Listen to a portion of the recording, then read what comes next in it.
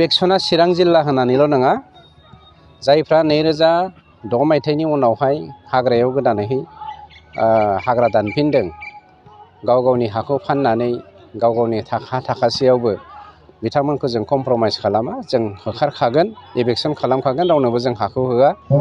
बावहाय सोरबाया पलिटिकेलि मा डायलग होयो मा डायलग होआ जों बेखौ खोनासङा।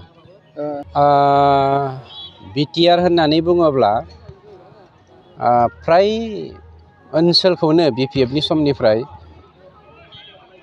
हाग्रा दाननानै हाखौ दखल खालामबोखादों आरो दिनैनि दिनाव बिपिएफनि थुलुंगानायावनो जोंनि सरकारनि बेरेखायै मोनसे थुन जुलायनानै सरकारखौ माने इनस्टेबल खालामनायनि थांखिजों बिपिएफआ गावसोरनो हाग्रा दानगासिनो दङ।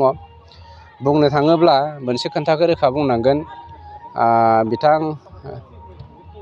जोंनि बर'लेण्ड हालामनिनो बिपिएफ दोलोनि नेहाथारि मुस्रिमा अनजलि दैमारिया, बिथाङा गावखौ बर' वुमेन जास्टिस फरामनि चिफ एडभाइजार होननानै बुङो। आंथ' दिनै बिथांखौ एडभाइजार हिसाबै बर' वुमेन जास्टिस फरामनि एडभाइजार हिसाबै एक्सेप्ट खालामा। बिथाङा बिपिएफनि सासे नेहाथारिसो।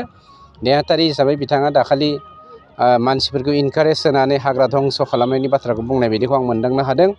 मानोना हाग्राया बबे समनि गोदान मा होननानै जोंखौ 2006 सननि फरेस्ट दुलार एक्टनि बाथ्राखौ नायनो थाखाय बिथाङा होनदों। आं बिथाङा बेसेबां स्टाडि खालामदों आं मिथिया, खेबसे स्टाडि खालामबावनानै बाथ्राखौ बुंनो थाखायसो आं खावलायदों। मानो होनोब्ला थांनाय बोसोरावसो अदालगुरि जिल्लायावहाय जोङो फरेस्ट दुवेलार एक्टनि क्लजखौ सोनारनानै फ्राय 800निख्रुइबो बांसिन मानसिनो जोङो फरेस्ट दुवेलार एक्टनि बिथोन बायदि एबा क्लज बायदियै जोङो लेन्ड सार्टिफिकेट टाइटेलखौ होनाय जादोंमोन। बे अदालगुरिनिफ्रायनो माखासे मानसिफ्रा बिपिएफ सापर्टारफ्रा दिनै चिराङाव हाग्रा दानफैदों। बिनि फोरमाना आंनि आखायाव दङ। आंथ' सान्दों बिपिएफनि मानसिफ्रानो थुलुंगानानै दिनै गुबुन गुबुन जायगानिफ्राय हाग्रा दाननो थाखाय फैदों होननानै जोङो हमदांनो हायो। मानोना बिपिएफ बिथांमोना, बिपिएफनि दैदेनगिरिफ्रा इनक्लुडिं सेक्रेटारि अनजलि दैमारि, इलेक्शननि उनावनो हाग्रायाव थांनानै मानसिखौ मोनसे इनकारेज हैनाया बे मोनसे फोरमान। 100% बेवहाय रावखौबो कमप्रमाइस खालामा, निमाहा होआ, हाग्राखौ जोङो होखाया। दिनै हाबफिनगोन, दिनैबो इलेक्शन खालामगोन, गाबोन हाबफिनगोन, गाबोनबो इलेक्शन खालामगोन। जुदिहे हा गैथाराब्ला प्रमान पत्र होयोब्ला जोंहा रोजा रोजा हेक्टर हा दंखायो।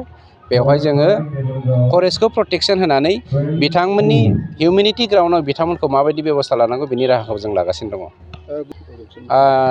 चिरांखौ जों क्लियार खालामग्रोनि, बेनि उनाव जोङो क'क्राझार हाबफैगोन।